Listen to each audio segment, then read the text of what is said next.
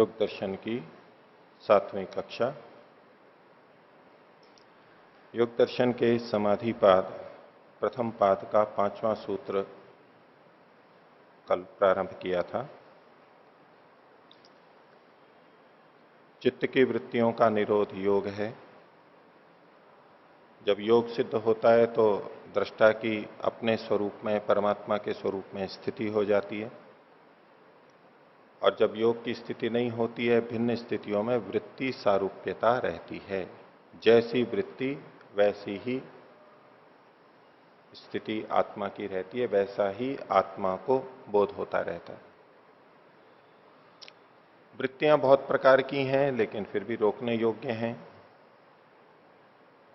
और वृत्तियों को 5 भागों में, 5 प्रकार से वृत्तियां 5 प्रकार की हो सकती हैं। भिन्न भिन्न लक्षणों के आधार पर एक वर्गीकरण किया गया, और वो 5 वृत्तियां क्लिष्ट और अक्लिष्ट 2 प्रकार से और देखी जा सकती हैं। जितनी भी वृत्तियां हैं उनको 5 रूप से बांट सकते हैं। जितनी भी वृत्तियां हैं उनको 2 भागों में भी बांट सकते हैं, क्लिष्ट और अक्लिष्ट रूप में। 2 तरह से वर्गीकरण, और इसको मिश्रण कर देंगे तो वृत्तियां 5 प्रकार की होती हैं। उन 5 को क्लिष्ट और अक्लिष्ट इस 2 रूप में बांट देंगे। दूसरे ढंग से वृत्तियां क्लिष्ट और अक्लिष्ट 2 प्रकार की होती हैं। क्लिष्ट को भी 5 रूप में बांट देंगे और अक्लिष्ट को भी 5 रूप में बांट देंगे। ऐसे भी देखा जा सकता है। मूल बात वही है, एक तरह से 5 और एक तरह से 2। तो वृत्तयः पंचतयः क्लिष्टाः अक्लिष्टाः, यहां तक हमने देखा था। व्यास भाष्य में जो वर्णन किया गया है उसको आज देखेंगे। पिछले पाठ के बारे में किन्हीं को कुछ पूछना है तो पूछ सकते हैं। कुछ आचार्य जी, निरुद्ध अवस्था में जब चित्त में बाह्य विषयों का प्रवेश बंद हो जाता है और आत्मा परमात्मा को जान रहा, प्रत्यक्ष कर रहा होता है, तो उस समय उसके जो संस्कार बनेंगे उनका आश्रय क्या होगा? जब आत्मा परमात्मा का साक्षात्कार कर रहा है, ये निरुद्ध अवस्था में होगा। चित्त में कोई वृत्ति नहीं है, तो इनका प्रश्न है कि उस समय के संस्कार कहां बनेंगे? वो भी चित्त में ही बनेंगे। ये विषय आगे आएगा। ये संस्कार भी वो निरोध संस्कार कहलाते हैं। वो चित्त के अपरिदृष्ट धर्मों के अंतर्गत ही आता है। तो वो भी आएगा, और पहले पाठ के अंत में व्युत्थान संस्कार, फिर समाधिजन्य संस्कार और फिर निरोध संस्कार, ये भी आएगा। और सभी संस्कारों का आधार चित्त ही है, मन ही है। तो उस समय भी मन पर संस्कार तो पड़ते हैं, लेकिन मन में वृत्ति नहीं होती है। वृत्ति का तो मना किया है, चित्त वृत्ति निरोध हो चुका है, एक भी वृत्ति नहीं है। ये तो शब्द प्रमाण से ही हमें चलना होता है कि वृत्ति तो नहीं है, लेकिन संस्कार फिर भी पड़ेगा। उस स्थिति का अनुभव तो बनेगा, क्योंकि मन चित्त अभी निरुद्ध अवस्था में है। एक विशेष स्थिति है, ये भी एक उसकी भूमि है, चित्त की एक भूमि है, ये एक समाधि है। तो उसका संस्कार, उस स्थिति का संस्कार भी चित्त के ऊपर पड़ेगा। या आत्मा पर भी कभी किसी प्रकार के संस्कार बनते हैं, पड़ते हैं? ऐसा कुछ जगह कहा जा सकता है। न्याय दर्शन में उसी ढंग से वर्णन किया जाता है। वहां सारे ही संस्कार आत्मा पे माने जाते हैं। लेकिन योग दर्शन में, सांख्य दर्शन में, जो समान शास्त्र हैं, इसमें आत्मा पे कोई संस्कार नहीं माना जाता। मन के ऊपर, चित्त पे ही सारे संस्कार माने जाते हैं। ठीक है। और कोई बोलो। ओम। आचार्य जी, जब मूढ़ अवस्था में होता है, जब मूढ़ अवस्था में होते हैं, हाँ, तो अधर्म अज्ञान आदि होता है। तो उस अवस्था में जब निद्रा में हो तो अज्ञान कैसे होगा? मतलब अज्ञान तो निद्रा अवस्था में रहता ही है, क्योंकि ज्ञान की स्थिति नहीं रहती है। अज्ञान का मतलब 2 तरह से लेते हैं, एक तो विपरीत ज्ञान और एक ज्ञान का अभाव। ये दोनों अर्थ हो सकते हैं। तो निद्रावस्था में ज्ञान का अभाव होता है। बाह्य चीजों का जैसे हम जानते हैं, ज्ञानेंद्रियों से, मन से जो विचार करते हैं, वो सब वहां नहीं होता है। ठीक है। और जो कुछ थोड़ा बहुत मानते भी हैं तो बहुत अल्प होता है, नहीं तो हमें पता नहीं होता है कि मैं युवा हूं, वृद्ध हूं, स्त्री हूं, पुरुष हूं, क्या हूं, कुछ भी बोध हमारे को नहीं होता है। इस रूप में आप अज्ञान कह सकते हैं, लेकिन उसको इसके साथ में आप सीधे सीधे मत जोड़िए। निद्रावस्था में तमोगुण की अधिकता होती है, इसलिए स्थिरता होती है, इसलिए ज्ञान का अभाव होता है। नहीं, सत्वगुण दबा हुआ है, रजोगुण भी दबा हुआ है, इसलिए ज्ञान और क्रिया वहां नहीं हो रहे होते हैं बाहर के। वो तो सबको होगा, वो योगी को भी होगा, सभी सोते हैं, सभी को निद्रा आती है। लेकिन यहां जो सारी चर्चा थी, ये एक सामान्य उसके पूरे दिन के व्यवहार और सबको लेते हुए है कि ये मूढ़ अवस्था का व्यक्ति है, अज्ञान वाला, विपरीत ज्ञान वाला है। ये जागते हुए में मुख्य रूप से घटेगा और उसी के आधार पर यह संज्ञा हो रही है कि इसका चित्त किस भूमि में है। अब ऐसे जानने की दृष्टि से तो जो मूढ़ अवस्था वाला है वो भी कुछ ना कुछ कभी कभी जानता है, बहुत कुछ जानता है वो भी, और योगी भी बहुत सारी अवस्थाओं में निद्रा तंद्रा आदि में जाता है। तो इन थोड़े थोड़े अंशों के आधार पर हम ये वर्गीकरण नहीं कर सकते। ये तो मुख्य रूप से प्राय करके ऐसा देखा जाता है। चित्त की यह स्थिति है, आंतरिक स्थिति। अभी जो आप बाहर देख रहे हो कि भाई निद्रा में है, जगता हुआ है, ये बाहर की स्थिति है। अंदर सत्वरज स्तंभ की स्थिति क्या बनी हुई है, उसके आधार पर इसकी मुख्यता है, उसके आधार पर यह वर्गीकरण निर्धारण किया गया है। ठीक है, और पीछे से बोलिए।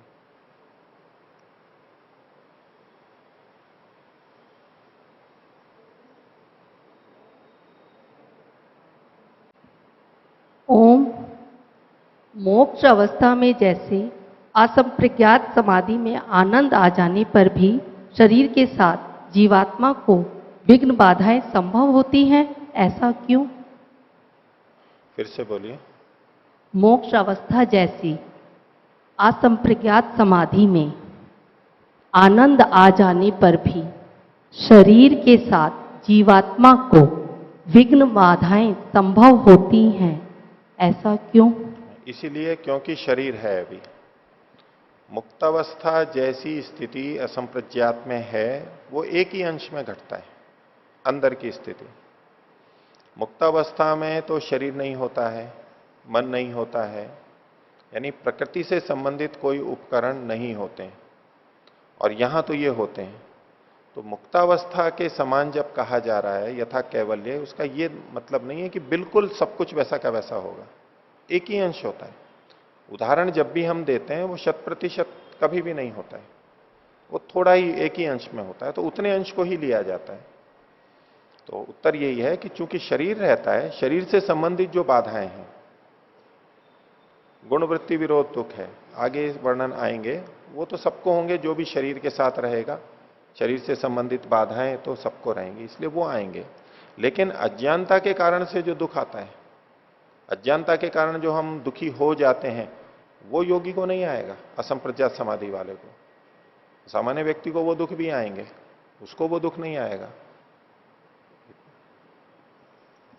और बोलिए।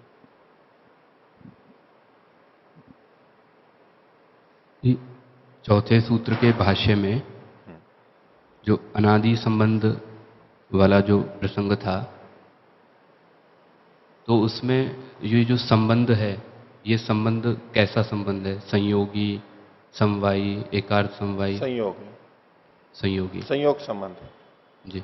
सन्निधि मात्र है, सन्निहित है, बस संयोग मात्र है जी। आत्म मनस है संयोग विशेषात, वो संयोग सामान्य संयोग ही लेंगे जी। अब जी, अगर ये जो संयोग है, अगर हम इसको निर्निमित्तक मानेंगे, अगर इसको हम मतलब बिना निमित्त के मानेंगे, बिना कारण के मानेंगे, एक अंश में जिस अंश को आपने रखा था, तो फिर कौन से अंश में अकारण मानेंगे? जो आपने कल प्रस्तुत किया था कि एक तो यह है कि हम अपनी इच्छा पूर्वक मन को लगाते हैं, दूसरा जो कर्माशयवशात जैसे ढेले का गिरना, वो जो परिस्थिति है, उसके अतिरिक्त जो परिस्थिति होती है, उसमें आपने बताया था कि जैसे बालक है, उस बालक के अंदर जो क्रियाएं होती हैं। इसमें संक्षेप से सीधी जो बात पूछी गई है उसको बोल सकते थे आप, ये नहीं है, वो नहीं है, ऐसा नहीं। जिसमें आत्मा का ज्ञान पूर्वक प्रयत्न नहीं है, इच्छा नहीं है, वहां भी ये होता है, जी। जिसमें कि सन्निधि मात्र को कहा गया है। हाँ बोलिए। तो जी ये निर्निमित्तक जो है ये संयोग, जी अभी तक तो यही पढ़ा है न्याय दर्शन में भी कि कभी भी संयोग होता है तो उसके पीछे कोई निमित्त अवश्य होता है। उस निमित्त का मना थोड़ा ना किया गया है, उस निमित्त का मना थोड़ा ना किया गया। कर्माशय का निमित्त हो सकता है, उसका मना नहीं कर रहे। परमात्मा ने ये संयोग बना के दिया है, उसका भी मना नहीं कर रहे। जितने अंश में बात रखी जाती है उतने को पकड़ना चाहिए, और वो ही केवल कहा जा रहा है, पूरा नहीं कहा जा रहा है। ये किसने कह दिया कि भाई कोई भी निमित्त नहीं है, ये तात्पर्य कहां से ले लिया?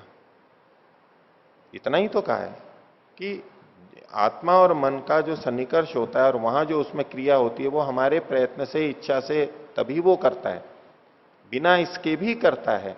इतने को ही अनिमित्त के रूप में देखेंगे। अब उपादान निमित्त रहेगा ही यहां पर, समवायी कारण है मन का, वो भी रहेगा। वो संयोग हुआ है तो किसी ने किया है, वो भी रहेगा, उसका कौन मना कर रहा है? जितने अंश में बात कही जा रही है उस तात्पर्य को पकड़ना चाहिए। बाकी चीजें जो कही ही नहीं जा रही हैं, जो संभव ही नहीं है, ना तो कही गई और ना वो संभव है, उसका कोई निषेध नहीं है, वो तो रहेंगे ही वो निमित्त। धन्यवाद। एक ही संदर्भ में हमें देखना होगा। अनादि के दो अर्थ किए थे, एक तो है प्रवाह से अनादि, उतने में भी आप इसको समझ सकते हैं, वाक्य की संगति लगा सकते हैं। लेकिन चूंकि सन्निधि मात्र वाली बात पीछे कही गई है, चित्तवृत्ति के बोध की बात कही जा रही है, इस प्रसंग में क्या अधिक संगत होना चाहिए? उस दृष्टि से अनादि मतलब कारण रहित, अनादि मतलब कारण रहित, ये तात्पर्य लेते हुए इसकी मैंने ऐसे संगति लगाई। और उसका कारण रहित मतलब आत्मा की तरफ से प्रयत्न नहीं किया जाता है तब भी ये जनाता रहता है, ये इसकी विशेषता है। एकमेव दर्शनम ख्यातिरेव दर्शनम, आत्मा जैसा चाहता है वैसा ही उसको ज्ञात होता रहे, ऐसा नहीं होगा। जैसा आ रहा है वो भी उसको ज्ञात होता रहता है, बिना इच्छा के भी, बिना प्रयत्न के भी, और वो बहुत अधिक होता है। इसलिए यही इस ढंग से यहां प्रस्तुत किया गया। तो दूसरे कारण का निषेध नहीं है। और कोई बोलिए। अच्छा जी, मुझे चित्त और वृत्ति में संबंध समझ में नहीं आ रहा। चित्त और वृत्ति में वृत्ति का उपादान कारण स्ट्रक्चर क्या है, जो कभी निरोध में चली जाती है फिर आ जाती है, ये प्रक्रिया क्या है? चित्त और वृत्ति का संबंध ये है, आधार आधेय संबंध है इनमें। चित्त एक उपकरण हो गया, द्रव्य हो गया, ठीक है, इंस्ट्रूमेंट हो गया, और वृत्ति हो गई उसकी क्रियाएं, वृत्ति हो गई उसकी क्रियाएं, व्यापार, और वो भी ज्ञानात्मक व्यापार, उसी को मुख्य रूप से यहां पर लेना है। तो दोनों में आधार आधेय का संबंध है। आधार है मन, चित्त, और वृत्ति उसमें स्थित है। वृत्ति एक तरह से कर्म हुआ, और कर्म हमेशा द्रव्य में रहता है, क्रिया हमेशा द्रव्य में रहती है। तो ये चित्त द्रव्य में, वृत्ति ये क्रिया विद्यमान है।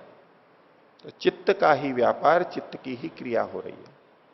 अब चित्त में जब बहुत सारे विचार आ रहे हैं तो हम कहते हैं कि ये विक्षिप्त अवस्था है, इधर उधर जा रहा है, मूढ़ अवस्था है, क्षिप्त अवस्था है, विक्षिप्त अवस्था है, और एकाग्र है, ये भी चित्त की ही स्थिति है। अब जैसे कि हम कोई वाहन चलाएं तो, या कोई यंत्र हो जिसमें बहुत अधिक गति हो रही हो, सिलाई हो रही है या गति हो रही है, चल रहा है, तो जब तीव्र गति से चल रहा है तो हम कह देंगे ये सबसे ऊंचे में चल रहा है। जैसे कि आप मिक्सी को चला रहे हो, वो सबसे ऊंचे में चल रहा है, मध्यम में चल रहा है, सामान्य में चल रहा है, चल तो वही रहा है, वही यंत्र है, उसी में क्रियाएं हो रही हैं। अभी ये बंद पड़ा हुआ है, तो एक ही यंत्र, उसकी गतियां अलग अलग हो सकती हैं, कार्य अलग अलग हो सकते हैं। कभी वो यंत्र ये काम करता है, कभी ये काम करता है, एक यंत्र से कई कई कार्य भी होते हैं। कभी वो बंद होता है, कभी वो स्थिर होता है। कंप्यूटर को ले लीजिए, कभी वो सक्रिय होता है, बहुत कार्य चल रहे होते हैं उसमें, कई कई कार्य, ये भी वो भी वो भी, कई सॉफ्टवेयर हम चला रहे होते हैं। कभी केवल एक ही चल रहा होता है, कभी उसमें दिक्कत आ जाती है, हम कई चीजें शुरू कर देते हैं तो वो ज्यादा होता है, तो इससे वो बाधित होता है, इससे वो बाधित होता है, गड़बड़ भी शुरू हो जाती है। कभी हम उसको काम नहीं कर रहे हैं तो वो पॉज भी हो जाता है, सुप्त अवस्था में चला जाता है, वैसे चल रहा है लेकिन बंद नहीं है अभी वो, और हम बंद करें तो बंद भी हो जाता है। तो यंत्र एक ही है, उस यंत्र की भिन्न भिन्न क्रियाएं हो रही हैं, और ये जितनी क्रियाएं हैं वो उसी यंत्र में है। तो ऐसे ही जितनी भी वृत्तियां हैं तो आगे बताएंगे, तो स्थितियां हैं वो चित्त में है, चित्त उसका अधिकरण है, आधार है, उसके अंदर ये सारी क्रियाएं हो रही हैं। हमारे शरीर के लिए भी ले लीजिए, हम कभी दौड़ते हैं, नृत्य करते हैं, बहुत सक्रिय होते हैं, कभी धीरे चलते हैं, कभी रुक जाते हैं, कभी सो जाते हैं, तब शवासन में चले जाते हैं। तो शरीर तो एक ही है, ये अधिकरण है, आधार है, और क्रियाएं उसमें आश्रित हैं, उसमें हो रही हैं। ऐसे ही मन के लिए होगा। और कोई बोलिए। ओम। सर जी, जो रविशंकर जी ने पूछा था, थोड़ा थोड़ा रविशंकर जी ने जो पूछा था, तस्मात् चित्तवृत्ति बोधे पुरुषस्य अनादि संबंधो हेतु, तो इसके उत्तर में जो आपने कल भी बताया था और आज भी जैसे बता रहे हैं, तो ऐसे लग रहा है कि अनादि शब्द को आप चित्तवृत्ति बोध इसका विशेषण बना रहे हैं, अर्थात चित्तवृत्ति का जो बोध है। नहीं, अनादि तो संबंध के साथ में जुड़ेगा, अनादि संबंध हेतु, यह अनादि संबंध ही कारण के रूप में, ये कारण बताया जा रहा है, हेतु अनादि संबंध, बोध के अंदर नहीं कह रहा हूं मैं, बोध नहीं, संबंध है, और संबंध जन्य फिर बोध होगा, संबंध होगा तभी बोध होगा। तस्मात् चित्तवृत्ति बोधे, चित्तवृत्ति के बोध में, आत्मा जो चित्त की वृत्तियों को जानता है इस विषय में, कारण क्या है, क्यों जानता है, उसमें क्या कारण है, अनादि संबंध जो है, ये जो संबंध है ये अनादि है। इस संबंध का कारण अनादि है। वो अनादि क्या है, दोनों ढंग से व्याख्या है, तो संबंध के बारे में ही बोल रहा था मैं, तो कुछ बोलिए। तो जब अनादि का अर्थ जब कारण रहित करेंगे, तो चित्तवृत्ति के बोध में पुरुष का कारण रहित जो संबंध है, अर्थात चित्त के साथ में पुरुष का जो संबंध है वो कारण रहित है। हाँ, तो यदि दोनों का संबंध आप बता रहे हैं कि संयोग संबंध है और कारण रहित है, तब तो फिर वियोग भी कभी भी हो सकता है, क्योंकि संयोग में कोई कारण नहीं है तो वियोग में भी कोई कारण नहीं होगा। हाँ, आप भी वहीं पहुंचे हो जहां पर वो पहुंचे हुए थे। इस संयोग में कोई कारण नहीं है, संयोग ऐसा, तो वियोग में भी कोई कारण नहीं होगा। ये जो संयोग हो रहा है, पास में आ रहा है, उसकी अकारणता तो कहीं नहीं जा रही है, तो ईश्वर ने किया है, व्यवस्था से हुआ है, उस कारण का निषेध नहीं किया जा रहा है। संयोग जो हुआ है, संयोग मतलब पास पास में जो आए हैं, आत्मा के साथ में सूक्ष्म शरीर का संयोग हुआ, परमात्मा ने किया, शरीर में आया, ये परमात्मा ने किया, ये व्यवस्था हुई ना, ये तो सकारण है। कर्माशय इसमें कारण है, आत्मा को भोगापवर्ग की प्राप्ति ये उसमें कारण है, ये बहुत सारे कारण हैं। और सीधे सीधे यूं पास में लाने को आप कारण समझें, जैसे कि दो वस्तुओं को हम लाते हैं, एक बल चाहिए, वेग चाहिए, गति चाहिए, क्रिया चाहिए, क्रिया होगी तो फिर संयोग आएगा, क्रिया के लिए बल चाहिए, ये जो सारा है ये तो सकारण ही है, ये तो परमात्मा कारण है, उसका निषेध तो किया ही नहीं गया है। अगर उसका निषेध किया जाता तब आप ये प्रश्न उठाते कि फिर वियोग भी ऐसे ही हो जाएगा, जब संयोग भी बिना कारण के है तो वियोग भी बिना कारण के हो जाएगा। आत्मा के द्वारा चित्त वृत्ति का जो बोध हो रहा है ये अकारण है। अकारण मतलब आत्मा का प्रयत्न यहां पर नहीं है, तो बिना आत्मा के प्रयत्न के वो बोध चला भी जाता है। जिस समय हम ये सोचते हैं, एक तो हम जानबूझ करके चित्तवृत्ति निरोध करें जगते हुए कि भाई हम अब नहीं जानेंगे चित्त को, जैसे हम इंद्रियों से हट जाते हैं, भाई अब मैं सुनूंगा नहीं, मन दूसरी तरफ लगा दिया, मैं देखूंगा नहीं, दूसरी तरफ लगा दिया, ऐसे मन से भी हट सकते हैं, ये तो है प्रयत्न पूर्वक। लेकिन बिना प्रयत्न के भी होता है, जैसे हम बैठे बैठे वैसे ही सो जाते हैं। और सो जाते हैं तो हमारा चित्तवृत्ति बोध से संबंध सनिमित्तक हमने हटाया जानबूझ के या तो अपने आप हट गया। जिस समय हम निद्रा में चले जाते हैं, जब हम सोच के सोते हैं कि भाई मैं सो रहा हूं, वहां भी घटा सकते हैं, पर उसको आप छोड़ भी दीजिए कि भाई चलो हमने इच्छा की कि हम सो रहे हैं, अब बिस्तर पे लेट गए, अब नींद आ गई, ठीक है। लेकिन हमें यह तक पता नहीं होता कि हमने किस समय उस संबंध को छोड़ा है, वो बिंदु बिल्कुल अंतिम चीज। जैसे हम लेखनी को छोड़ते हैं कि हाँ ये मैंने छोड़ दी, इस समय छोड़ दी, और हमें बोध रहता है, इसका हमें बोध ही नहीं रहता है कि कब हमने छोड़ दिया, वो छूट जाता है। और उस निद्रा में आपको संशय हो कि भाई फिर भी हमारा प्रयत्न, तो छोड़ दीजिए। हम वैसे ही जो बैठे बैठे सो जाते हैं कभी, हम तो चाह रहे हैं जगह, लेकिन फिर भी नींद आ रही है और बाहर का बोध नहीं हो रहा है, हमारे को मन का बोध नहीं हो रहा है। ये कैसे हो जाएगा, कैसे हो जाता है ये भी बिना कारण के होता है।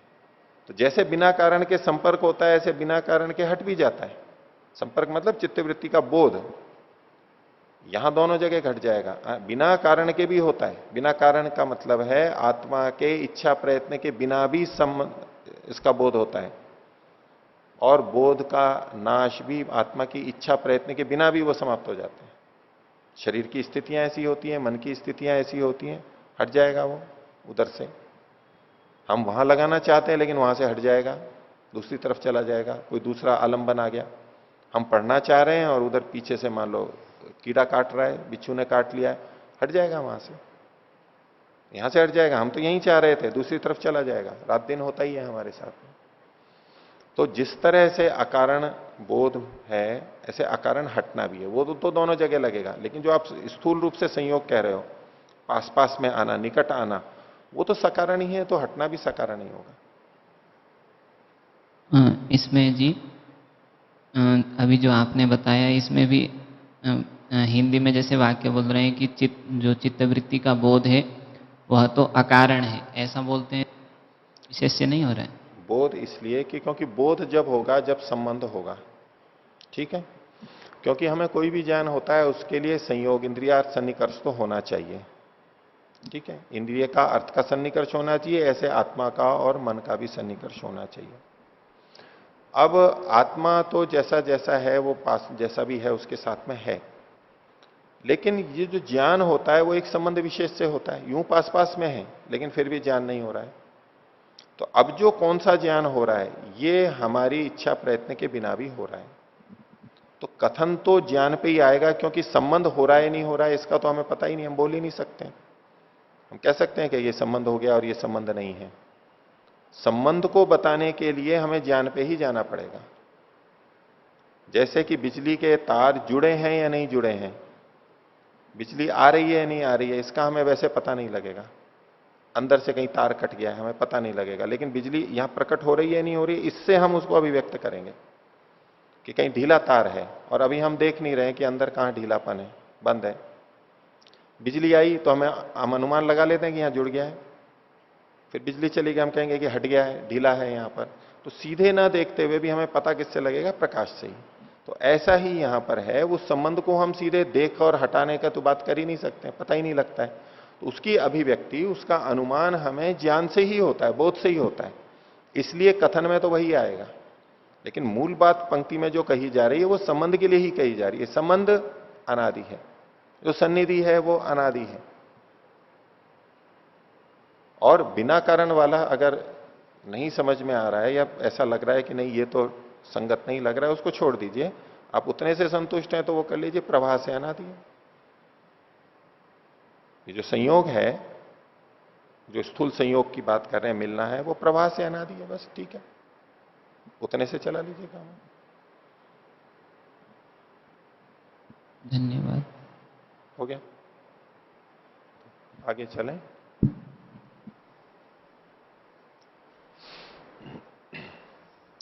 तो पांचवां सूत्र, वृत्तयः पंचतयः क्लिष्टः अक्लिष्टः। तो क्लिष्ट किसे कहते हैं और अक्लिष्ट किसे कहते हैं, किस वृत्ति को क्लिष्ट कहेंगे, किसको अक्लिष्ट कहेंगे, इसको व्यास जी स्वयं खोल रहे हैं।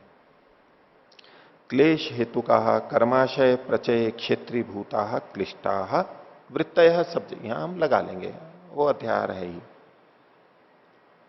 क्लिष्टाह वृत्तय, तो दो विशेषण दिए। एक तो क्लेश हेतु का, क्लेश हैं कारण जिनके,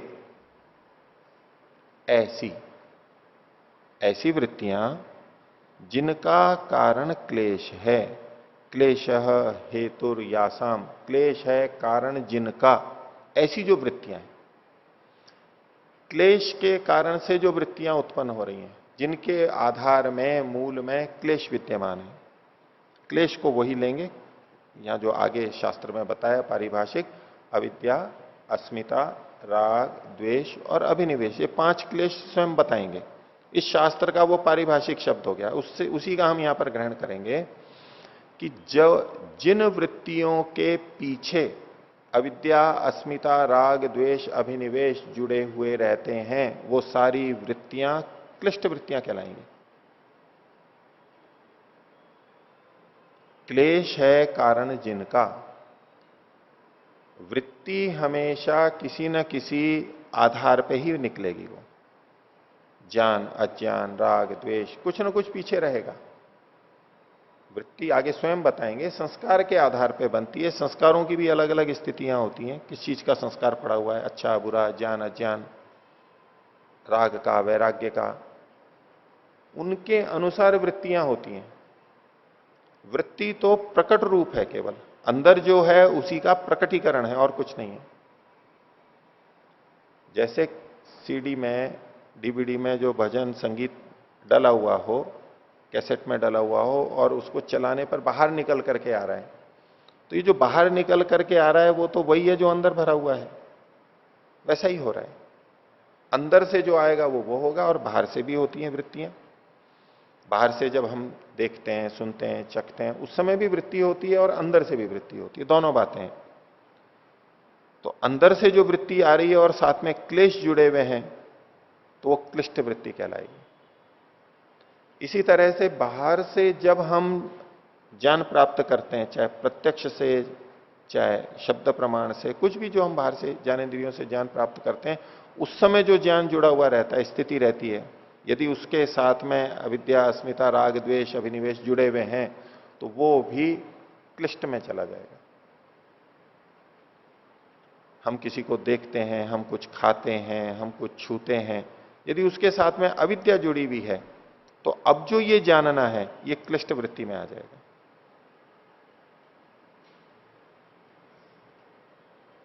और अगर अज्ञान नहीं है, शुद्ध ज्ञान है वहां पर, तो वो ही देखना, सुनना, खाना, पीना अक्लिष्ट के रूप में कहा जाएगा।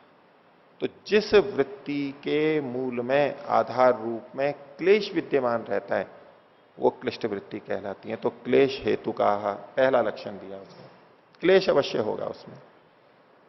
अब उस क्लेश से युक्त होकर जो वृत्ति है, उसमें चाहे वो खूब प्रसन्न हो रहा हो, चाहे बहुत दुखी हो रहा हो, कुछ भी हो रहा हो, उससे कोई लेना देना नहीं है। अगर आधार में क्लेश है तो वो क्लिष्ट वृत्ति है। अविद्या में रहते हुए कितने लोग खुश रहते ही हैं, आनंदित रहते हैं, ये सब क्लिष्ट वृत्ति ही कहलाएंगे। दुखी होना, सुखी होना इसका लक्षण नहीं है, यहां भी बताया भी नहीं गया है। वो व्यभिचार को प्राप्त होगा, बहुत अव्यवस्था देगा, वो तात्पर्य ही नहीं है यहां पर। तो अविद्या आदि क्लेश जहां मूल में रहेंगे अंदर, वहां वहां वो वृत्ति क्लिष्ट वृत्ति कहलाएगी। एक बात।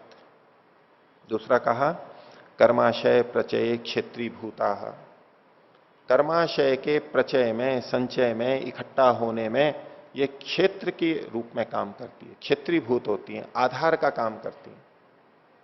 अर्थात जब क्लिष्ट वृत्तियां होंगी, तब जो कर्म किए जाएंगे उनसे कर्माशय बनने लगेगा। कर्माशय जिसको हम भाग्य के रूप में बोलते हैं। जब जब हम कर्म करते हैं, कर्म करते हुए यदि वृत्ति क्लिष्ट है, तो वो कर्म कर्माशय में चला जाएगा, नहीं तो कर्माशय में नहीं जाएगा। वो कर्माशय जिसका फल हम बंधन के रूप में शरीर में, भिन्न भिन्न शरीरों में भोगते रहते हैं, परमात्मा की ईश्वरीय व्यवस्था से। कर्माशय के अनुसार जो फल भोगते हैं, वो जो कर्माशय है, प्रारब्ध बनता है, संचित है, वो सारा का सारा कब होता है? यदि क्लिष्ट वृत्तियां हैं। तो कर्माशय प्रचय क्षेत्रीय भूता, वो वृत्तियां जिनसे कर्माशय बनता है वो क्लिष्ट वृत्तियां कहलाएंगी। क्योंकि कर्माशय बनेगा तो उसका फल भोगने के लिए फिर बंधन में ही आना होगा, हमारे शरीरों को धारण करना होगा, बंधन दुख का कारण है। तो वृत्तियां हमारे बंधन में कारण बन जाती हैं, कर्माशय का संचय होगा। ये पाप और पुण्य दोनों पे लगेगा। पाप में तो लगेगा ही, उसमें तो कोई दो राय नहीं है। जिनको हम पुण्य कर्म कहते हैं, शुभ कर्म कहते हैं, परोपकार आदि कर्म कहते हैं, उन पर भी ये लगेगा। क्योंकि पुण्य कर्मों का फल भी हमें बंधन के रूप में मिलेगा। बंधन रहेगा तभी उसका सुख फल भोग सकते हैं। शरीर के साथ बंधे हुए रहेंगे, वो भी क्लिष्ट वृत्तियों में ही आएंगे। उस समय में जो हमारी वृत्ति रहती है, सकामता रहती है, ये सकामता अविद्या है। सकामता है यानी क्लेश साथ में जुड़े हुए हैं। हम उस पुण्य कर्म से यश चाहते हैं, यश से सुख चाहते हैं, सुंदर शरीर चाहते हैं, धन संपत्ति चाहते हैं इत्यादि। यानी सांसारिक सुखों की प्रवृत्ति वहां मूल में है और हमारा भाव वहां यह बना रहता है कि सांसारिक सुखों से ही मैं कृतकृत्य हो जाऊंगा। यह अविद्या वहां विद्यमान है, यह क्लेश वहां पर विद्यमान है। और क्लेश होगा, अविद्या होगी तो राग और द्वेष भी वहां पर जुड़ ही जाएंगे। तो पाप और पुण्य सभी कर्म जिन जिन से कर्माशय बनता है वो सब अविद्या मूलक है। यानी सकाम कर्म जितने भी हैं वो अविद्या मूलक ही है। अधर्म की दृष्टि से धर्म अच्छा है और वो एक सीढ़ी में हमें अपनाना भी पड़ता है। बुरे कर्म करते हुए जो सकामता है उसको छोड़ के निष्काम हम नहीं बन पाते। बुरे कर्म छोड़ के सकामता को बनाए रखते हुए हम पहले सकाम पुण्य कर्मों को करते हैं। और यद्यपि बंधन है उसमें, यद्यपि दुख है, लेकिन फिर भी हमें निष्काम होने के लिए, मुक्ति में जाने के लिए साधन तो प्राप्त होते हैं। इतना उसका लाभ है, इसलिए वो करणीय होते हैं एक स्थिति में। लेकिन यहां जिस क्लिष्ट और अक्लिष्ट वृत्ति की बात की जा रही है वो ऊंचे स्तर पर कहा जा रहा है। पुण्य के संचय में भी जो कारण बनते हैं ऐसी वृत्तियां भी क्लिष्ट ही कहलाएंगे। वहां भी बहुत सुख है, पुण्य कर्मों को करते हुए बहुत सुख लेता है व्यक्ति, उनका फल भी बहुत सुख मिलता है। लेकिन फिर भी योग दर्शन की दृष्टि से, मुक्ति की दृष्टि से, योग की दृष्टि से वो क्लिष्ट ही कहलाएंगे। तो दो लक्षण हो गए, एक क्लेश हेतु का जिसके मूल में क्लेश हो, क्लेश कारण हो, और दूसरा ये वृत्तियां कर्माशय के प्रचय में क्षेत्रीभूत होती हैं, आधार बनती हैं।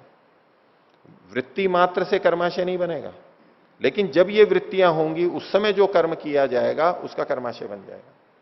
उसमें जो हम परोपकार या परापकार करते हैं उसका कर्माशय बन जाएगा। ये क्लिष्टहा हो गया। आगे देखिए अक्लिष्ट वृत्ति क्या होती है। तो कहा ख्याति विषया, ख्याति से संबंधित होती है। ये ख्याति मतलब वो किसी की बहुत ख्याति हो गई, बहुत यश हो गया, फैल गया, वो ख्याति नहीं है। वहां ख्याति का मतलब होता है उसकी पहचान हो गई, सबसे लोग दूसरे को जानने लग गए। या ख्याति का मतलब है विवेक ख्याति, या ख्याति का मतलब है सत्वपुरुष अन्यथा ख्याति, जो पीछे वर्णन आया था। किसमें आया था? एकाग्रावस्था में, वो संप्रज्ञात समाधि में। तो जब सत्वपुरुष अन्यथा ख्याति होती है वो ख्याति यहां पर गृहीत है। ख्याति विषया, ख्याति से संबंधित जो वृत्ति होती है, जब आत्मा और मन को, चित्त को अलग अलग देख रहा होता है, इस विवेक के साथ में जो वृत्ति होती है वो वृत्ति अक्लिष्ट वृत्ति होती है। और जब जब हम शरीर और चित्त को, शरीर और आत्मा को, आत्मा और चित्त को एक मान करके चल रहे होते हैं, तब तब ये ख्याति विषयक नहीं होती है। अर्थात जो सामान्य व्यवहार, जब हम आत्मा और मन को एक ही मान रहे होते हैं, शरीर और आत्मा को एक ही मान करके चल रहे होते हैं, ये अपने आप में अविद्या है, ये अपने आप में क्लेश है। तो ऐसा मानते हुए, जो विचार रखते हुए जब हम चलते हैं तो ये क्लिष्ट वृत्तियों के अंतर्गत आएगा। और जब आत्मा का अलग स्वतंत्र बोध रखते हुए, चित्त को अलग समझते हुए जो वृत्ति विचार होंगे वो अक्लिष्ट कहलाएंगे। इससे उसको हानि नहीं होगी। ये उसके बंधन का कारण नहीं बनेंगे, उल्टा ये मुक्ति का कारण बनेंगे। तो ख्याति विषया एक बात। दूसरा कहा गुणाधिकार विरोधिन्य, गुणों के अधिकार का विरोध करने वाली हैं ये वृत्तियां, अक्लिष्ट वृत्ति।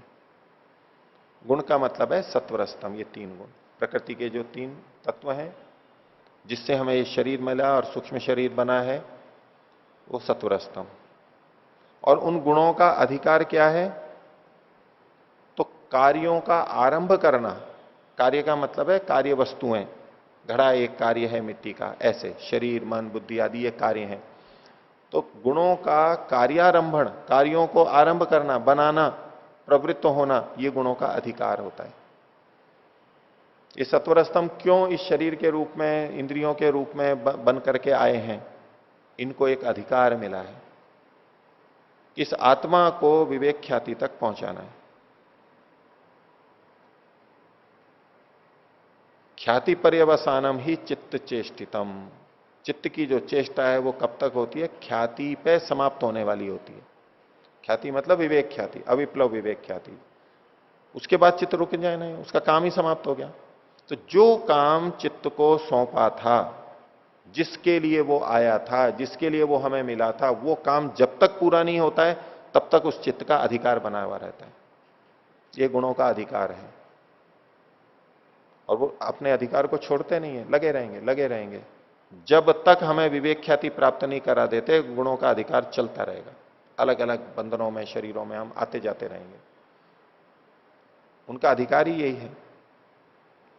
जैसे किसी अधिकारी को, पुलिस के अधिकारी को किसी आतंकवादी, चोर, डाकू के पीछे लगा दिया जाए कि आपको यह काम करना है, एक योजना दे दी, प्रोजेक्ट दे दिया, उसको एक स्वीकृति मिल गई, अधिकार मिल गया, वो कब तक ढूंढता रहेगा, करता रहेगा? जब तक उसको पकड़ नहीं लेता, उसका चलता रहेगा चलता रहेगा। एक दिन, चाहे 100 दिन है, चाहे 10 साल है, चलता रहेगा वो कार्य। उसको अधिकृत हो गया है कि ये कार्य मेरे को करना है।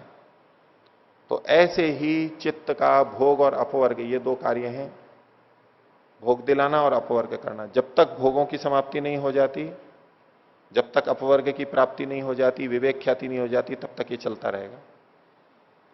यह है गुणों का अधिकार। ये हमारे कर्माशय के अनुसार ईश्वरीय व्यवस्था से चलता रहेगा, ये अधिकार उनको मिला हुआ है। तो ये जो अक्लिष्ट वृत्तियां हैं, ये गुणों के अधिकार की विरोधी नहीं है। अर्थात अब उसको विवेक ख्याति हो रही है, क्लेश उसके क्षीण हो रहे हैं, तो अब चित्त कैसे काम करेगा? चित्त हटता जाएगा और मुक्त हो जाएगा वो।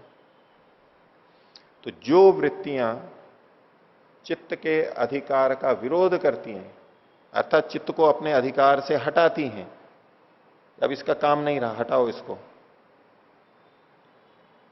जिन कार्यों से, जिन वृत्तियों से चित्त प्रवृत्ति से हट करके निवृत्ति की तरफ चला जाता है, वो अक्लिष्ट वृत्तियां कहलाती हैं। तो ख्याति विषय गुणाधिकार विरोधिन्यो अक्लिष्टा। क्लिष्ट और अक्लिष्ट का ये लक्षण दिया, यही सब जगह घटाना है। इसमें किन्हीं को पूछना हो तो।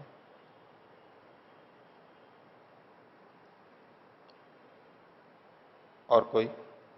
आगे चलिए। अब इन्हीं क्लिष्ट और अक्लिष्ट के बारे में कुछ और सूचना दी जा रही है। कह रहे हैं क्लिष्ट प्रवाह पतिता अपि अक्लिष्टा। वृत्तियों का ही संबंध है। क्लिष्ट के प्रवाह में पड़ी हुई, यानी क्लिष्ट वृत्तियों के प्रवाह में पड़ी हुई, क्लिष्ट प्रवाह पतिता अपि अक्लिष्टा। जो अक्लिष्ट वृत्ति है वो अक्लिष्ट ही रहेगी।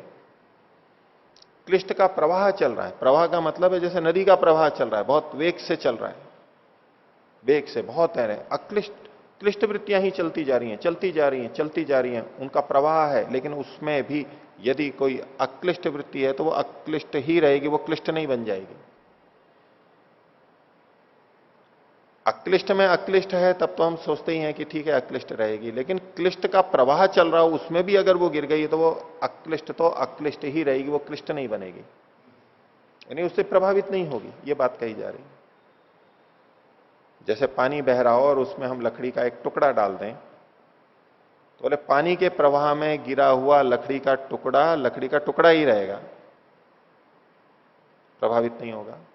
लेकिन अगर हम चीनी या नमक उसके लिए कहें तो स्थूल रूप से ही बात करेंगे कि वो उसमें जब चीनी और ऐसी चीज डाल देंगे तो वो तो घुल जाएगी उसमें, लेकिन लकड़ी तो नहीं घुलेगी, वो अपने रूप में रहेगी।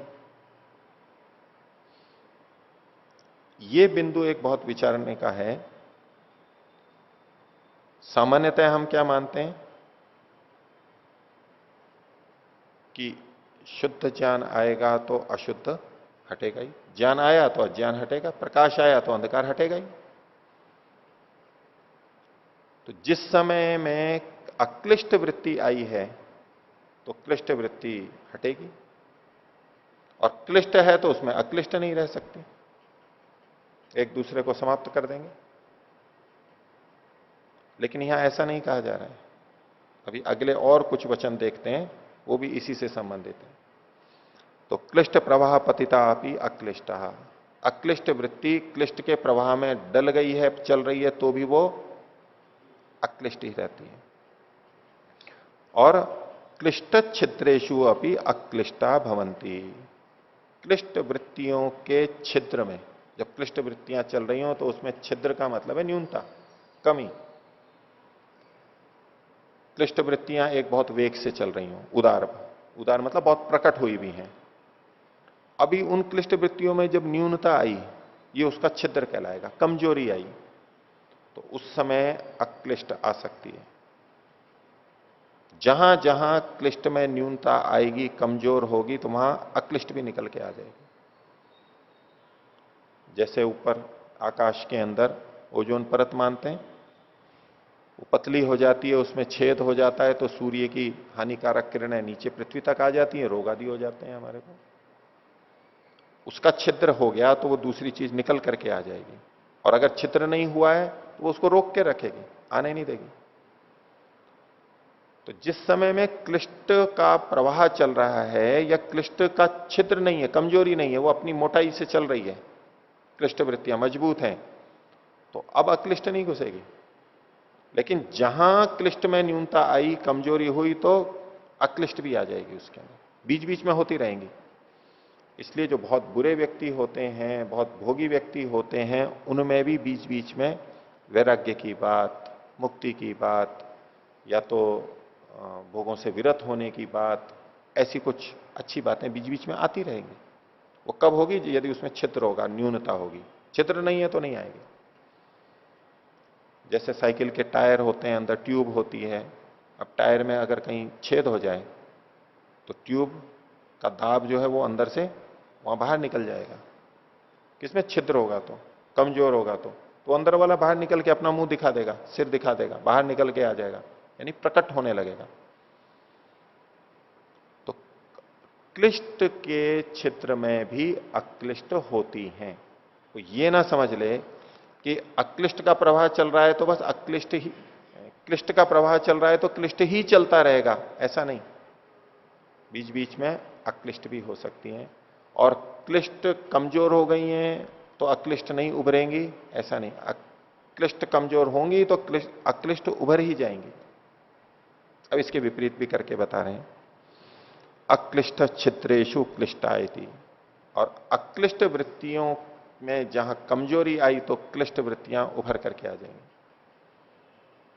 इसको दूसरे ढंग से भी कह सकते हैं, जो पहली वाली बात थी, क्लिष्ट प्रवाह पतिता अपि अक्लिष्टा, तो अक्लिष्ट प्रवाह पतिता अपि क्लिष्टा। अक्लिष्ट का प्रवाह चल रहा है ऐसी स्थिति, लेकिन उसमें भी क्लिष्ट अगर वृत्ति है तो वो क्लिष्ट तो क्लिष्ट ही रहेगी, बीच बीच में आ सकती, अपने रूप में स्वतंत्र प्रकट रहेगी वो। और उसके छिद्र में, अक्लिष्ट के छिद्र में भी क्लिष्ट वृत्तियां आएंगी। साधकों के बीच में होता ही रहता है। बहुत अच्छी स्थिति है, यूं लग रहा है अक्लिष्ट वृत्ति चल रही है।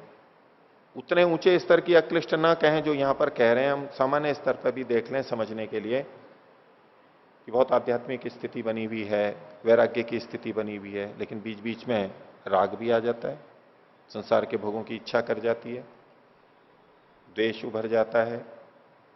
ईमानदारी से कर रहे हैं, बीच बीच में चोरी का भाव उभर करके आ जाता है। ये सब बीच बीच में हो सकता है।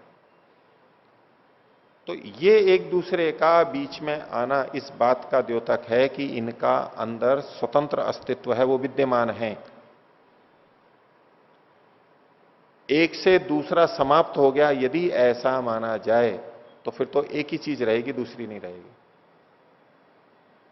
यदि यह माना जाए कि क्लिष्ट वृत्ति से अक्लिष्ट नष्ट होती हैं, तो नष्ट हो गई तो क्लिष्ट वृत्ति से अक्लिष्ट नष्ट हो गई, उस नष्ट करने में क्लिष्ट जितनी क्षीण होगी तो हो जाएगी, लेकिन बचेगी केवल क्लिष्ट ही। इसी तरह से अक्लिष्ट से क्लिष्ट क्षीण हो जाती हैं, तो जितनी क्षीण होंगी उतने में जितना खर्च हुआ होगा, लेकिन रहेगी फिर अक्लिष्ट ही, क्लिष्ट नहीं आ सकती। लेकिन क्लिष्ट और अक्लिष्ट दोनों आती हैं, दोनों आ सकती हैं, ये बात यहां बताई जा रही है। तो अब उस बात को भी सोच के देखिए जो हम प्राय बोलते रहते हैं, समझते रहते हैं कि जितना जितना ज्ञान बढ़ेगा उतना उतना अज्ञान चला जाएगा, और अज्ञान आ रहा है तो ज्ञान चला जाएगा, प्रकाश और अंधकार की तरह से। जिस विषय में ज्ञान है तो उस विषय में अब अज्ञान नहीं रह सकता, और अज्ञान है तो ज्ञान नहीं रह सकता, उतने उतने अंश में। यह भी बात अपनी जगह ठीक लगती है, और यहां जो कहा जा रहा है वो भी एक बात है। तो इसमें हमारे अंदर जो वृत्तियां उठती हैं उनका आधार आगे संस्कारों को स्वयं बताएंगे। वो संस्कार जैसे अच्छे और बुरे हैं तो अच्छे बुरे संस्कार दोनों विद्यमान रहते हैं अंदर। अच्छे संस्कार भी रहते हैं, बुरे संस्कार भी रहते हैं। जिसके जितने जो जो हैं वो सब रहेंगे, वो आपस में घटबड़ प्लस माइनस होकर के समान नहीं हो जाते। उनका अस्तित्व वहां विद्यमान रहेगा और उसके अनुरूप वृत्तियां उठती रहेंगी, आलंबन के कारण, प्रयत्न के कारण से और कर्माशय के कारण, जैसे भी है वो उठती रहेंगी, अलग अलग उठती रहेंगी। बीज वहां विद्यमान है तभी तो उठ रही है वो। अब जो हमारा ज्ञान है उसको इस संस्कार से थोड़ा सा अलग करके देखिए, होते वो भी संस्कार ही हैं।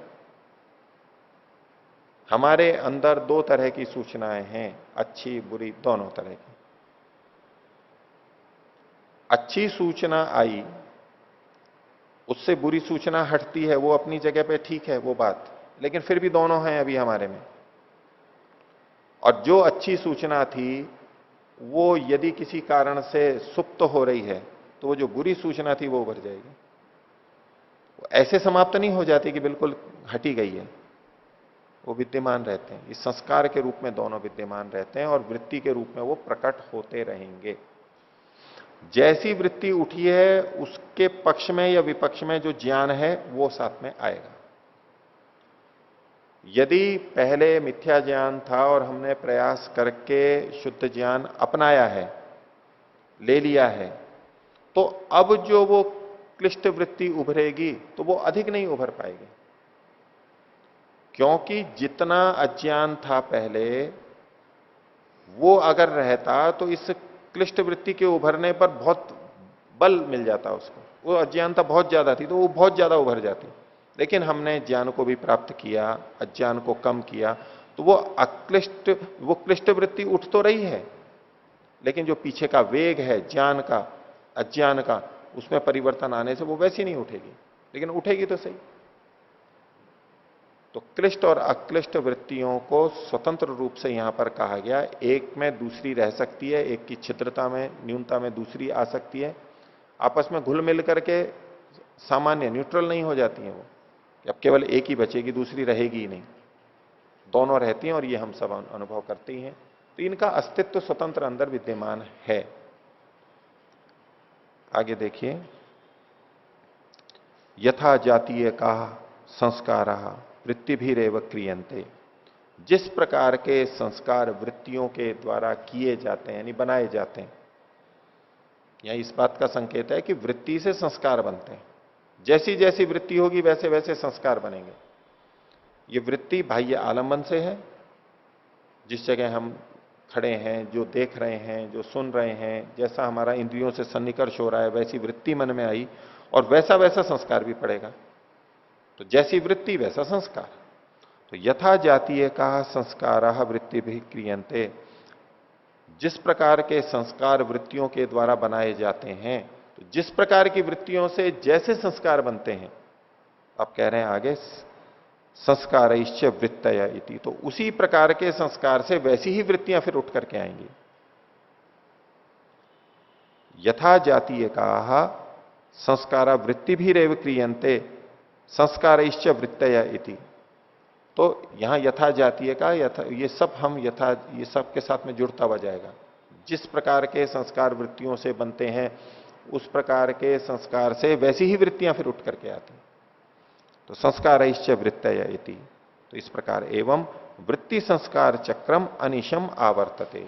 वृत्ति और संस्कार का जो चक्र है वो लगातार चलता रहता है, बिना रुके चलता रहता है। शुरुआत कहां से होगी? वृत्ति से होगी। वृत्ति से संस्कार बना, अब संस्कार से फिर वृत्ति बनेगी और संस्कार से जो वृत्ति बनी है उस वृत्ति से फिर संस्कार पड़ेगा। वो संस्कार और प्रबल हो सकता है और फिर वो वृत्ति संस्कार का चक्र पहिया घूमता रहता है। वृत्ति से संस्कार, संस्कार से वृत्ति, और नई नई वृत्तियां जुड़ती रहती हैं, नए नए संस्कार भी आते रहते हैं और वो आपस में एक दूसरे का चक्र को चलाते रहते हैं। वृत्ति हुई है तो संस्कार बनेगा, संस्कार है तो फिर उसकी वृत्ति आएगी, ये इसका चक्र चलता रहता है। तो वृत्ति और संस्कार के कारण एक दूसरे होते हैं, ये परस्पर एक दूसरे के कारण हैं, लेकिन मूल कारण वृत्ति है। जैसा जैसा हम प्रारंभ में जानते हैं उसके अनुसार संस्कार बनेगा, वो संचित होता जाएगा, फिर नए नई वृत्तियां, नए नए संस्कार भी होते रहेंगे और संस्कारों से भी वृत्तियां आती रहेंगी। अब जो वृत्तियां उठेंगी बाद में वो नई भी हो सकती हैं और संस्कारों के कारण भी हो सकती हैं। और चाहे नए कारण से नई वृत्ति उठ रही हो, चाहे पिछले संस्कारों से वृत्ति उठ रही हो, उन हर समय जब जब वृत्ति उठ रही है तब तब संस्कार बनते ही रहेंगे, बनते ही रहेंगे। अच्छे बुरे, क्लिष्ट अक्लिष्ट, कैसे भी हो, दोनों होते रहेंगे। तो एवं वृत्ति संस्कार चक्रम अनिशम आवर्तते तदेवं भूतम चित्तम। तो इस प्रकार का जो चित्त है, कैसा चित्त? जिसमें वृत्ति संस्कार चक्र अनिशम लगातार चल रहा है, लगातार चल रहा है, ऐसा जो चित्त है। और एवं भूतम चित्तम, इसको दूसरी व्याख्या भी करते हैं कि जिस समय में निरोध अवस्था आती है उसको भी ले सकते हैं, नहीं तो ये वृत्ति संस्कार चक्र वाला प्रसंग में लिखा हुआ है। तथा भूतम चित्तम अवसिताधिकारम, ये चित्त जब अपने अधिकार से रहित हो जाता है, शांत हो जाता है, समाप्त हो जाता है, जब इसमें उसका अधिकार नहीं रहता है, ऐसा जब वो चित्त हो जाता है, यानी भोग और अपवर्ग को नहीं देने वाला होता है क्योंकि वो पूर्ति हो गई है उसकी, तब यही चित्त आत्मकल्पेन व्यवतिष्ठते, या तो आत्मा जैसी स्थिति में आ जाता है, जैसा आत्मा है वैसा ही हो जाता है। अभी सामान्यतः क्या होता है, जैसी वृत्ति है, जैसा चित्त है, वैसी आत्मा है। चित्त वृत्ति से अविशिष्ट आत्मा की ज्ञानात्मक वृत्ति होती है। लेकिन ये कौन सी स्थिति है कि चित्त ऐसा हो जाता है जैसा कि आत्मा है, यानी आत्मा के समान शुद्ध हो जाता है, मलिनताएं हट जाती हैं उसकी। तो आत्मकल्पेन व्यवतिष्ठते, आत्मा जैसा हो जाता है, एक व्याख्या यह है। और एक आत्मकल्प का मतलब वो अपने स्वरूप में हो जाता है, जैसा वो स्वयं है वैसा हो जाता है, यानी प्रख्या रूपम ही चित्त सत्वम वाला, कि वो सात्विक स्थिति में चला जाता है। दोनों तरह से अर्थ ले सकते हैं इसका। एक तो ये बात है, और दूसरा प्रलयम वा गच्छति, अथवा वो प्रलय को प्राप्त हो जाता है, प्रतिप्रसव को प्राप्त होता है, विखंडित होकर के, यानी आत्मा से हटके, और मूल प्रकृति जो है सत्वरस्तम उसमें वो विलीन हो जाता है, प्रलय को चला जाता है। जिस समय में असंप्रज्ञात समाधि है, जीवन मुक्त अवस्था है, शरीर है, लेकिन चित्त वहां पर भी अभी है, अभी वो प्रलय को प्राप्त नहीं हुआ है, वो विद्यमान है, अभी वो प्रलय को नहीं गया है और कोई अन्य कार्य कर रहा है, अभी व्यवहार चल रहे हैं, तब तो आत्मकल्प से रहेगा। और जब उसका शरीर छूटेगा जीवन मुक्त योगी का, तब ये प्रलयम वा गच्छति, तब प्रलय की तरफ जाएगा। ये दो जो स्थितियां बताई हैं ये अलग अलग प्रसंग में देखनी होगी। आत्मस्वरूप में आ जाता है और प्रलय हो जाता है, मतलब जब विवेक ख्याति हो गई और उसी समय ये प्रलय को प्राप्त हो गया, तो फिर तो शरीर भी नहीं चल सकता है उसका। तो जीवन मुक्त अवस्था में आत्मकल्प रहेगा, उससे पहले में भी कुछ एक अंश में ले सकते हैं, और जब शरीर छूटेगा, जब अंतिम शरीर है, मुक्ति की तरफ जाएगा, तब ये प्रलय की तरफ चला जाएगा। ये दो तरह से इसकी स्थितियां बताई गई। तो वृत्तियां 5 प्रकार की होती हैं, क्लिष्ट और अक्लिष्ट। पीछे मैंने आपके सामने बात रखी थी कि यहां तो चित्त की वृत्तियों के बारे में बताया जा रहा है, सांख्य में इंद्रियों की वृत्ति के बारे में भी वर्णन आता है। तो वृत्तियां इंद्रियों की भी होती हैं। ये बात यहां भी इस शास्त्र में भी कुछ जगह हमें संकेत मिलते हैं, वो मैं आपको कल बताऊंगा। तो चित्त की वृत्तियां भी हैं, इंद्रियों की वृत्तियां भी हैं और आत्मा की भी स्वीकार की गई हैं। उन प्रसंगों को, कुछ उदाहरणों को आगे बताऊंगा। अभी किन्हीं को आज वाले पाठ में से कुछ पूछना है तो पूछिए।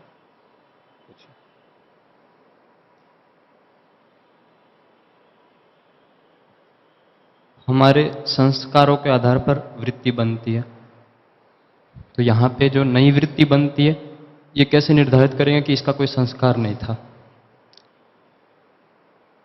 हमारी वृत्तियां संस्कारों के अनुसार बनती हैं, ये सदा नहीं होता है। सदा संस्कारों के अनुसार वृत्तियां बनती हैं ऐसा नहीं कथन है। संस्कारों के अनुसार भी वृत्तियां बनती हैं, बहुत बनती हैं। नए संस्कार का मतलब है कि आप मान लीजिए पहली बार यहां ऋषि उद्यान आए, आपने प्रवेश किया, अंदर देखा कैसे भवन है, उद्यान है इत्यादि। अब इससे संबंधित, इस स्थान से संबंधित जो संस्कार थे वो आपके पहले नहीं थे, पहले नहीं थे। आपने पहली बार देखा, तो जो देखने के रूप के संस्कार हैं, ये पहली बार वृत्ति बनी और पहली बार ही संस्कार बने। अब वो संस्कार बन गए। अब आप यहां से बाहर भी कहीं जाएंगे और आपसे कोई पूछे तो आप ऐसे बता दोगे कि हाँ यहाँ ये चीज है, यहाँ ये चीज है, इसका ये रंग है, इसका ये है, इतने कमरे हैं। ये आप कैसे बता पाएंगे, या कोई भी कैसे बता पाता है? संस्कार थे पहले से, उन संस्कारों से वृत्ति हम उठा लेते हैं, जिसको स्मृति वृत्ति कहते हैं, हम याद कर लेते हैं। लेकिन पहली बार जब आपको यह ज्ञान हुआ, वो वृत्ति पहली बार थी, वो वृत्ति संस्कार के कारण से नहीं बनी थी। इस रूप में जब जब हम किसी चीज को पहली बार जानते हैं, उस समय जो वृत्ति बनती है वो नई वृत्ति होती है। अब उसके संस्कार पढ़ते चले जाएंगे और फिर जुड़ता जाएगा। हाँ, आपके पास पिछले संस्कार हो सकते हैं कि ऋषि उद्यान के बारे में आपने कुछ सुन रखा है, आप देखते भी जा रहे हैं और वो भी आपके आते जा रहे हैं। लेकिन जब आपने पहले कभी सुना था तो वो भी पहली बार बने थे, वृत्ति बनी थी, अब साथ में जुड़ गई। आप ऋषि उद्यान के अंदर घुसे और उसके साथ साथ आपने अन्य भी संस्थाएं देखी हैं, और जगह रहे हैं, अपने घर पे रहे हैं, अपने राज्यों को देखा है, तो अच्छा राजस्थान ऐसा है, यहाँ ऐसा है, इसका संबंध आप दूसरों से लगाने लग जाएंगे। यहाँ की सड़क ऐसी है, यहाँ के पेड़ पौधे ऐसे हैं, इसका भवन ऐसा है। जो आपने पहले जान रखा था वो भी जुड़ता जाएगा, लेकिन जो यहां जान रहे हैं ये तो नया ही है। इस नई वृत्ति के साथ में पिछले संस्कार भी आते जाएंगे और उसके अनुसार, अपने अपने ज्ञान के अनुसार आप उसमें राग या द्वेष जोड़ते चले जाएंगे। कोई भी जोड़ लेता है हित अहित का, अच्छा यहां ऐसा है तो बहुत अच्छा है, यहां ये नहीं है तो यानी इससे दुख होगा, कष्ट होगा। ये सारा का सारा चिंतन परोक्ष रूप से चलता रहता है, वो पिछले संस्कारों के कारण से चलता रहता है। लेकिन उन पिछली बातों को हटा करके ये जो नया ज्ञान हो रहा है हमें, ये पहली बार हो रहा है, उससे संबंधित पहली वृत्ति उठ रही है, तो ये नई वृत्ति कहलाएगी, ये संस्कार के कारण से नहीं है। तो हमें पता लग जाता है कि ये जो वृत्ति है ये पहली बार हो रही है, आलम्बन से हो रही है, और ये संस्कारों के कारण से हो रही है। ये भेद हमें पता लग जाता है। ठीक है, तो अभी आज इतना ही रखते हैं, बाकी प्रश्न कल देखेंगे।